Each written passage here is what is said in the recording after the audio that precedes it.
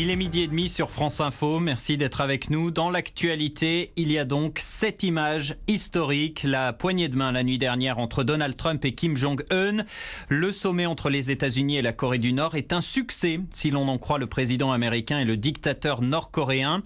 Un texte a donc été signé, vous le voyez, document qui prévoit une dénucléarisation complète de la Corée du Nord. Il y aura des vérifications, assure Donald Trump. En attendant, les sanctions économiques contre Pyongyang sont maintenues. De leur côté, les Américains vont cesser leurs manœuvres militaires avec la Corée du Sud. C'est une page qui se tourne, affirme Kim Jong-un, le dictateur nord-coréen, qui désormais est invité à la Maison-Blanche à Washington. Dans le reste de l'actualité, les 630 migrants de l'Aquarius vont bientôt retrouver la terre ferme. Bloqués depuis 3 jours sur le bateau humanitaire en mer Méditerranée, ils vont finalement être transbordés sur des navires italiens direction l'Espagne. L'Espagne qui leur tend la main après le refus de l'Italie et de Malte de les accueillir. Conséquence des intempéries, vous le voyez, un train de banlieue a déraillé ce matin en région parisienne. Un RER B, il s'est renversé à cause d'un glissement de terrain qui a endommagé la voie.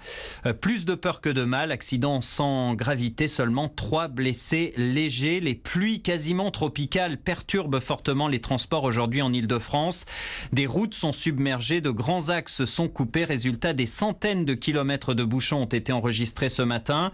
Il est tombé à Paris ces dernières 24 heures quasiment 8 cm de pluie. C'est un record en cette saison. Et puis regardez la carte de Météo France. Il ne reste plus désormais que 10 départements en alerte orange.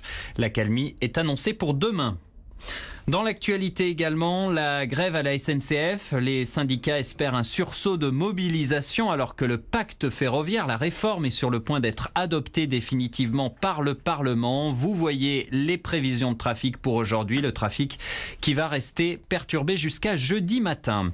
Les agriculteurs seront reçus cet après-midi par le ministre Stéphane Travert. Réunion de crise alors que les blocages de sites pétroliers se poursuivent. Les agriculteurs dénoncent toujours les importations qui mettent à mal, selon eux, l'agriculture française.